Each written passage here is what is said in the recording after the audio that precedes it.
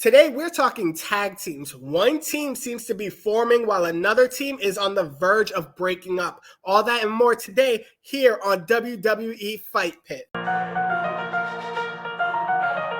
Welcome back to another episode of Fight Pit WWE, brought to you by House Call Sports. I'm Justin, and I'm giving you the latest from Raw, SmackDown, and NXT. So if you like what you see here, do me a favor, hit that like button and follow along if you are not doing so already. Now, we got a lot to talk about here, but first, a quick word from our friends over at Vivid Seats, the most trustworthy and easy to navigate ticketing website that has reliable and rewarding tickets along with a 100% buyer guarantee, which means your transactions will be safe and secure. You get full service customer care and be compensated for any canceled events, and it has the only ticket rewards program around. Look, we got Bad Blood coming up soon. We got Survivor Series War Games coming up, but maybe you don't want to go to a WWE event, or maybe a WWE event is not coming to your city. That's perfectly okay. They got NBA tickets, NFL, NHL, MLB. The sky's the limit, so do us a favor, hit that link in our description and go sit vividly. Now, we need to talk about some tag teams, because the tag team division, if you have been watching our program for a little while, we've mentioned it's in the toilet for the most part. There needed to be some freshness in the tag teams. And I think Triple H has finally listened to us when it comes to it, because there was not one, but two major moves that happened this past week in wrestling. Now, I'm going to talk about the All-Star one with Cody, Rhodes, and Roman Reigns. We're going to get to that one. But I think we need to talk a little bit right now in the beginning about the ongoing failure of the New Day. The New Day, which is going to go down the history books as probably one of the most successful tag teams and stables in pretty much this current generation. They are a 7-time tag team champion.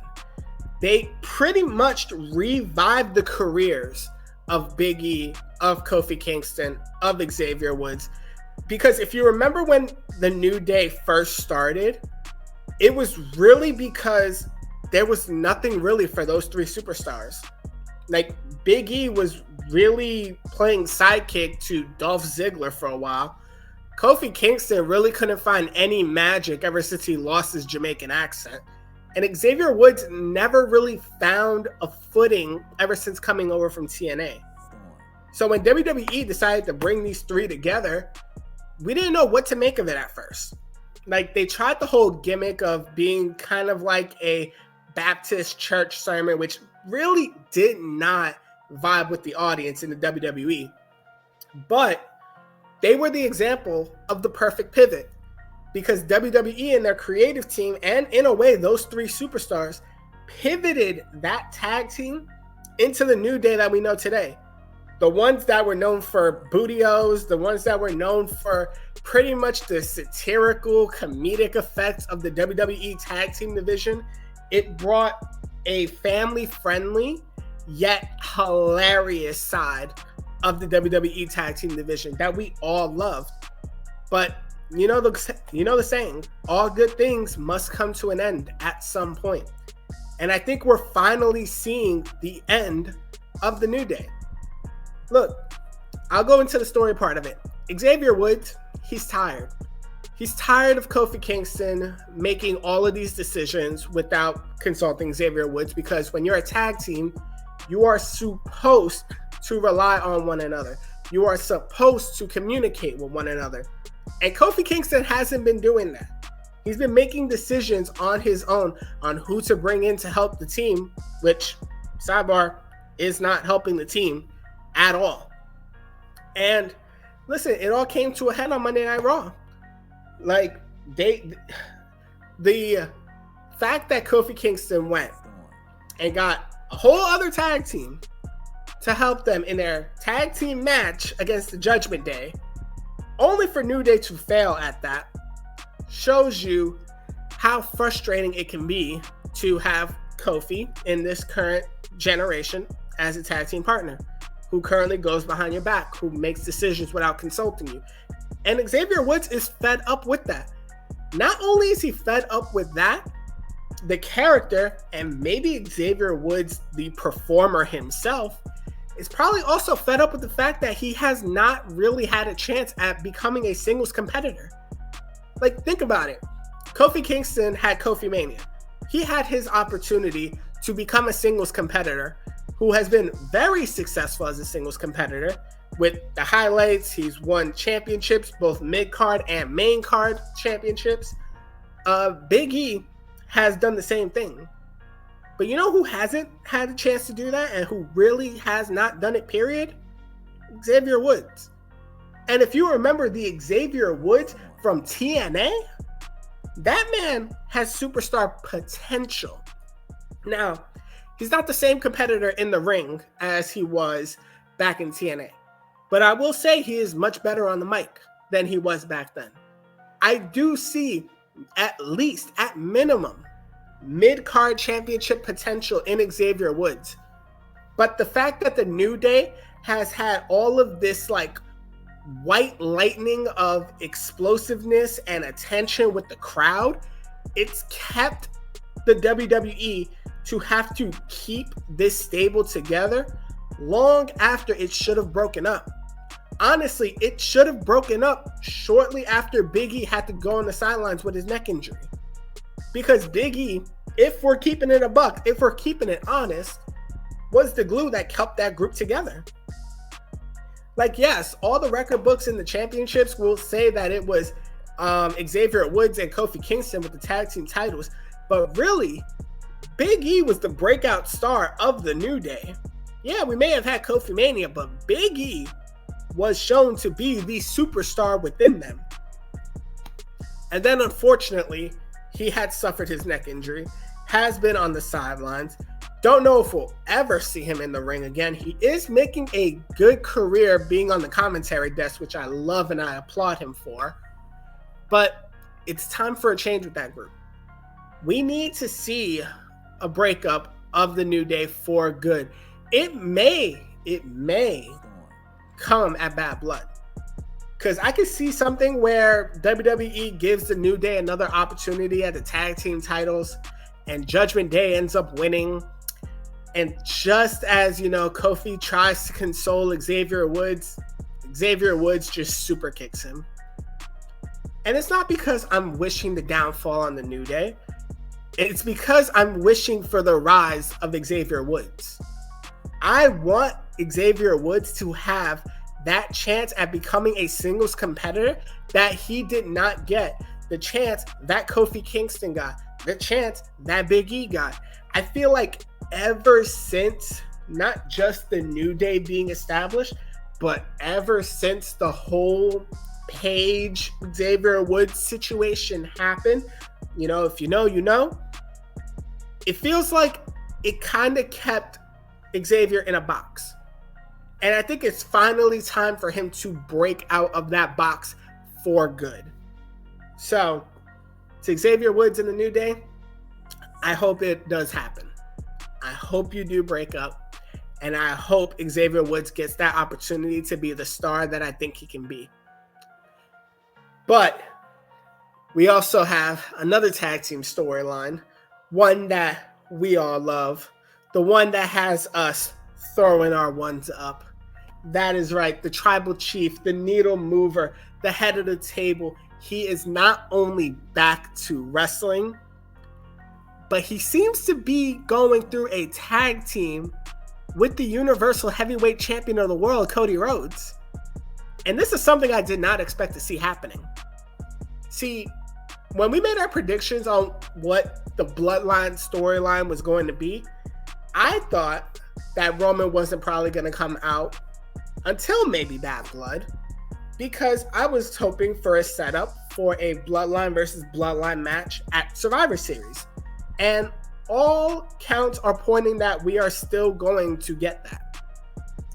But what we are seeing now is that the Bloodline is forcing two enemies, two people that don't get along, two people that has spent the better part of 2023 and 2024 trying to beat one another into submission. And you know what the saying goes, the enemy of my enemy is my friend.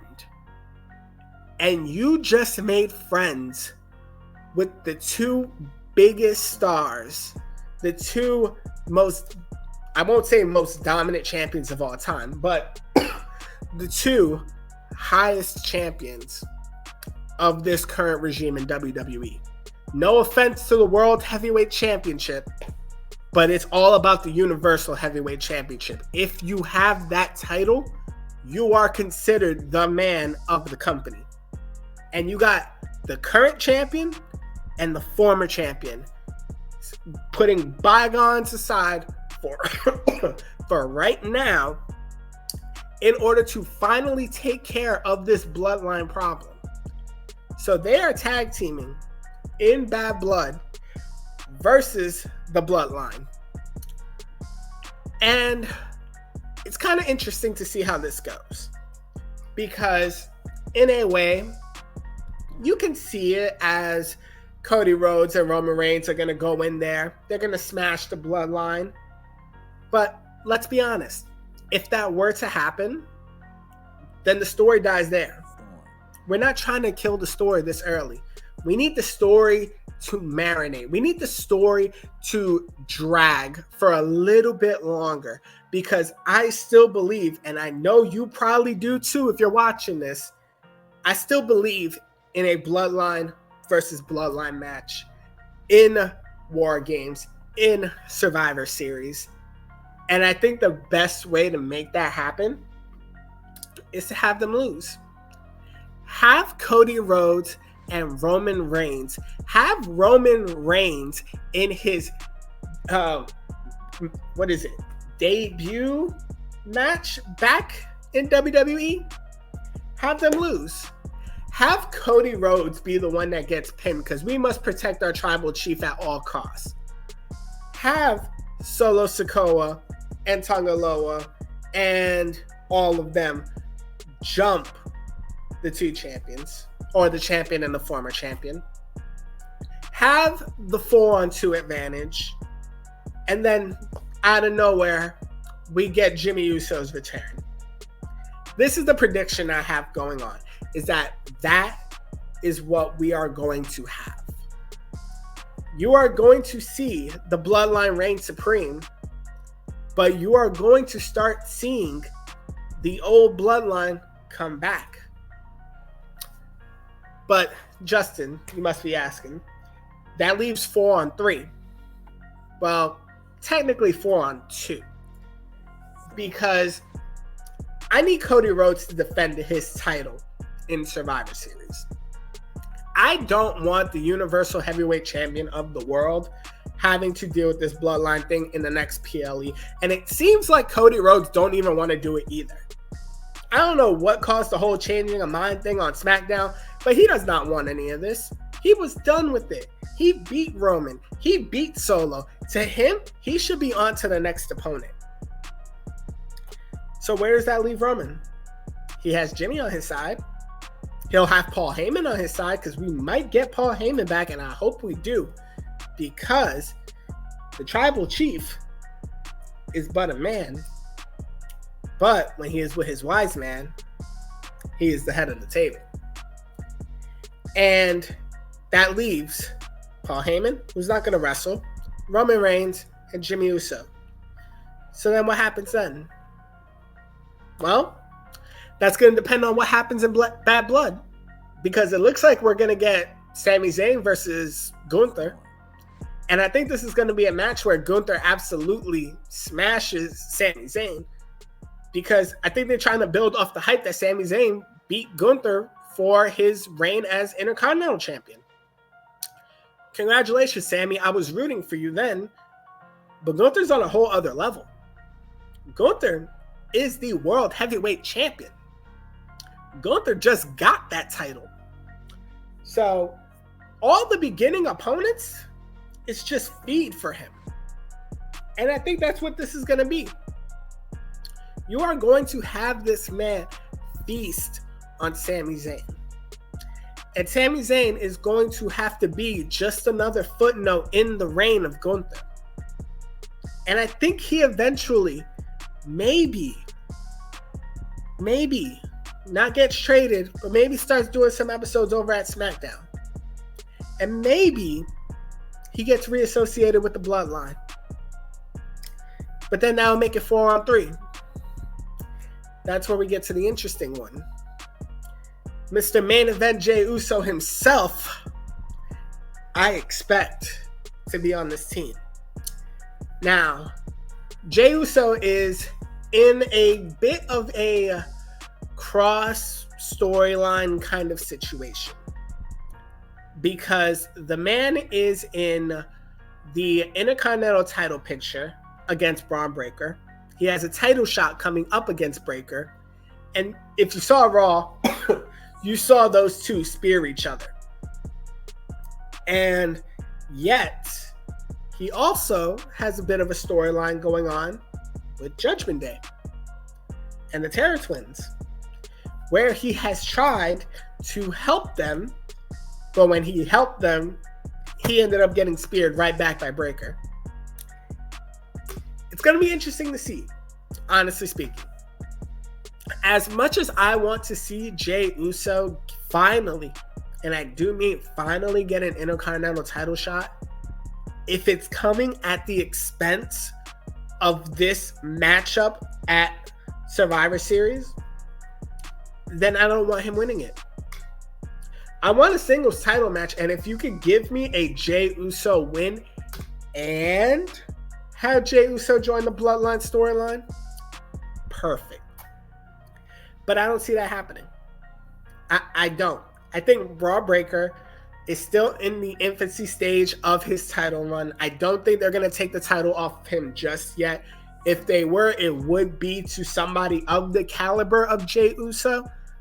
But I just don't think they want to do that. So I think they put Breaker over Jey. And I think Jey also does the same thing. Starts doing some episodes over at SmackDown. Maybe gets traded to SmackDown. And then maybe rekindles and makes things up with his brother Jimmy. Maybe they form up the Usos. Maybe the Bloodline jumps Main Event Jey. There's so many angles to this story that none of us know what's it going to go to. And you know what? That's why we tune in every week to Raw, to SmackDown. Heck, NXT got a lot going on for it too. I can't wait to see the whole Heritage Cup thing with Obafemi getting in on it. But that's why we watch these things. We watch them for the storylines. We watch them to see all the twists, turns, plot twists, who is breaking up in terms of tag teams, what new tag teams are forming. This is why we love wrestling here. And guys, that's all I got for you today on this week's episode of the Fight Pit WWE. Do us a favor. If you like what you heard today, leave us a follow, a like. Let me know what y'all think in the comments. What do you think about the this Bloodline situation with Cody Rhodes and Roman Reigns joining forces? What do you think about the New Day possibly breaking up? Let me know, because I like having discourse in the comment section. But guys, that's all we got. Again, thank you to our sponsors over at Vivid Seats. Check the links in the description for that too. And I will see you on the next episode.